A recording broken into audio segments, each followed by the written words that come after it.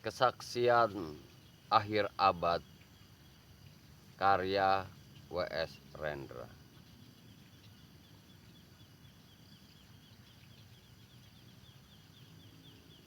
Ratap tangis menerpa pintu kalbuku. Bau anyir darah mengganggu tidurku. Oh,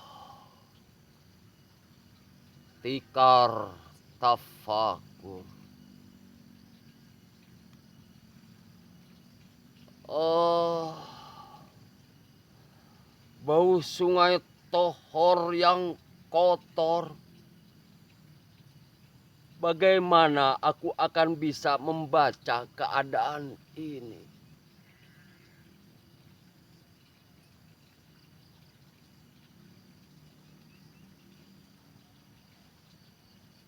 Di atas atap kesepian nalar pikiran yang digalaukan oleh lampu-lampu kota yang bertengkar dengan malam. Aku menyerukan namamu, wahai leluhur Nusantara. Oh Sanjaya,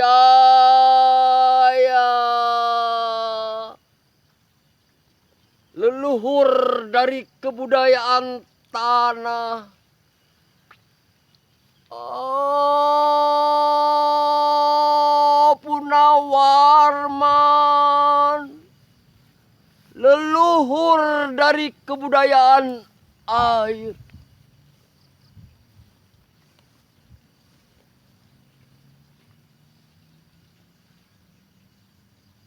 Kedua wangsamu telah mampu mempersatukan budaya tanah dan air.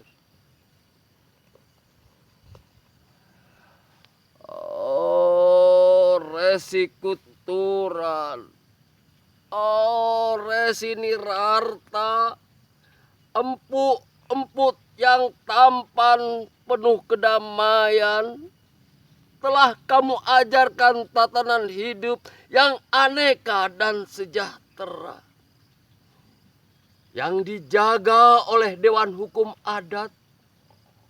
Oh, bagaimana aku bisa mengerti bahasa bising dari bangsaku kini?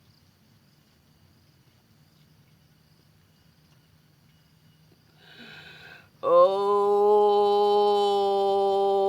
Kajau Lalido, bintang cemerlang tanah Ugi, negarawan yang pintar dan bijaksana, telah kamu ajarkan aturan permainan di dalam benturan-benturan keinginan yang sebagai ragam di dalam kehidupan. Ade, bicara, rapang, dan wari.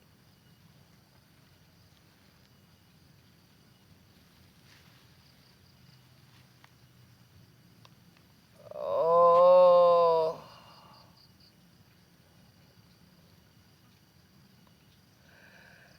lihatlah wajah-wajah berdarah dan rahim yang diperkosa muncul dari puing-puing tatanan hidup yang porak-poranda. Kekuasaan, kekerasan, berak dan berdahak dia di atas bendera kebangsaan. Oh, anak cucuku di zaman sibernetik, bagaimana akan kalian baca prasasti dari zaman kami? Apakah kami akan mampu menjadi ilham kesimpulan, ataukah kami justru menjadi sumber masalah di dalam kehidupan?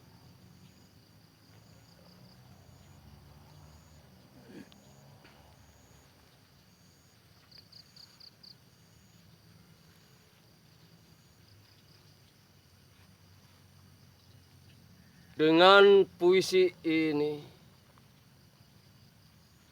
aku bersaksi bahwa rakyat Indonesia belum merdeka. Rakyat yang tanpa hak hukum bukanlah rakyat merdeka. Hak hukum yang tidak dilindungi oleh lembaga pengadilan yang mandiri adalah hukum yang ditulis di atas air. Bagaimana rakyat bisa merdeka bila birokrasi negara menjadi aparat pemerintah dan tidak menjadi aparat rakyat yang otonom mandiri? Sebagaimana layaknya di negara yang berdaulat rakyat. Bagaimana rakyat bisa merdeka bila hak pilih mereka dipasung, tidak boleh memilih secara langsung camat mereka, bupati, wali kota, gubernur, dan jaksa tinggi mereka. Dan partai-partai politik menganggap rakyat hanya abdi partai yang dinamakan masa politik partai, kaula partai, atau hamba partai.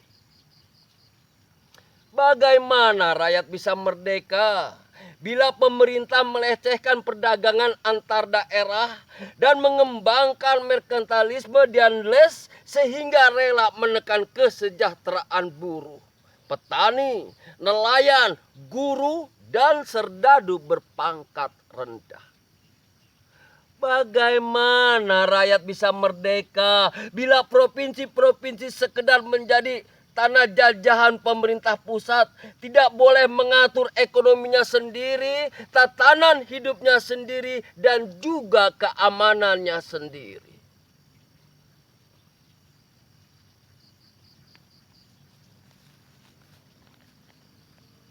Ayam, serigala, macan, ataupun gajah, semuanya peka pada wilayahnya. Setiap orang juga ingin berdaulat di dalam rumah tangganya. Setiap penduduk ingin berdaulat di dalam kampungnya. Dan kehidupan berbangsa tidak perlu merusak daulat kedaerahan. Hasrat berbangsa adalah naluri rakyat untuk menjalin ikatan daya cipta suku yang penuh keaneka kehidupan dan memaklumkan wilayah pergaulan yang lebih luas untuk merdeka bersama. Tapi lihatlah selubung kabut saat ini. Penjajahan tatanan uang, penjajahan modal, penjajahan kekerasan senjata, dan penjajahan oleh partai-partai politik masih merajalela di dalam negara.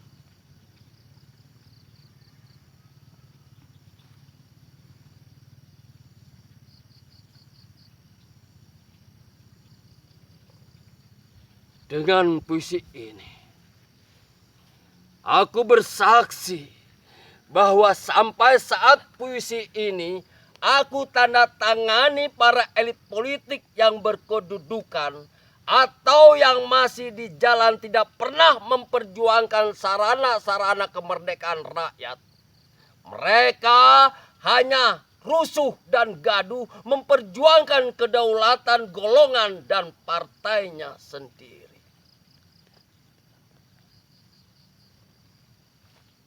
Maka hanya bergulat untuk posisi sendiri.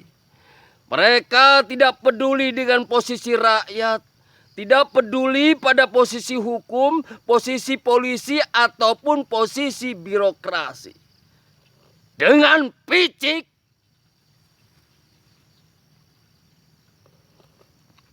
mereka akan mendaur ulang malapetaka bangsa dan negara yang telah terjadi.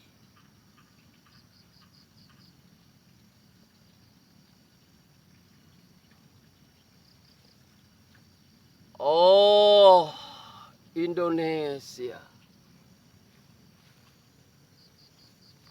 Ah, Indonesia. Negara yang kehilangan makna. Rakyat sudah dirusak asas tatanan hidupnya, berarti sudah dirusak pula kemanusiaannya. Maka sekarang negara tinggal menjadi peta. Itu pun peta yang lusuh dan hampir sobek pula. Pendangkalan kehidupan bangsa telah terjadi. Tata nilai rancuh, dusta pencurian penjarahan, dan kekerasan halal. Manusia sekedar semak belukar yang gampang dikacau dan dibakar. Paket-paket pikiran murah dijajakan, penalaran amarah yang salah mendorong rakyat berpecah belah. Negara tak mungkin diutuhkan tanpa rakyatnya dimanusiakan. Dan manusia tak mungkin menjadi manusia tanpa dihidupkan hati nuraninya.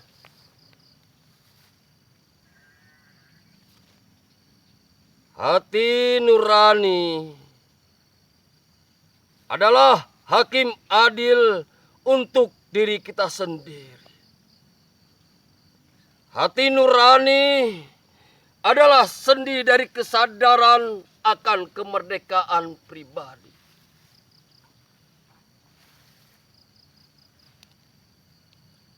Dengan puisi ini, aku bersaksi bahwa hati nurani itu meski dibakar tidak bisa menjadi abu.